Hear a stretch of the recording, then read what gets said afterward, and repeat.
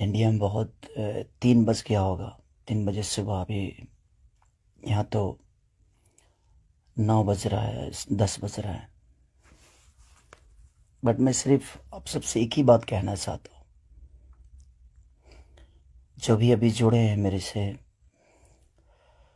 उनको दिल से प्रणाम। थैंक यू सो मच कि आप लोग इतने रात को भी, इतने सुबह में आप लोग जुड़े मेरे से। मैं उन सब से यही बोलना चाहता हूँ, मैं यहाँ सिर्फ काम करने आया हूँ यार।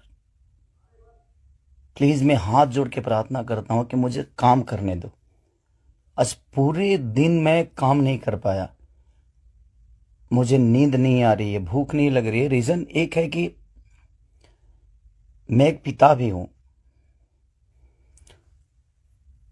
ठीक है, गाना बजाना अलग मैटर है। मैं तो दिनों रात सिर्फ मनोरंजन का काम करना चाहता हूँ। मुझे काम करने दो।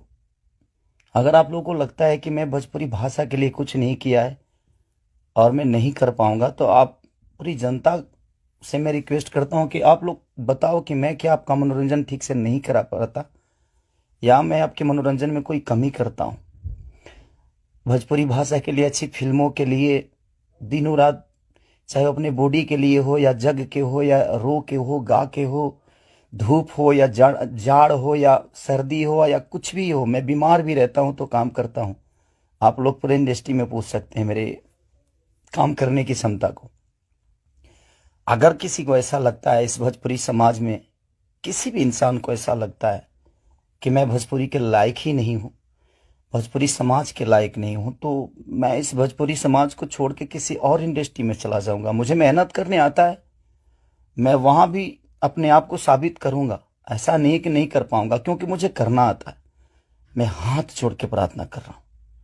आज मेरी इतनी सारी 200 गाने मेरे डिलीट हो गए। कितने सारे गाना मेरा गाया हुआ चोरी करके लोग गाने लगे, चोरी करके लोग गा रहे हैं। मेरा शूटिंग किया हुआ गाना चोरी करके लोग गा देते हैं, उठा के गा रहे हैं।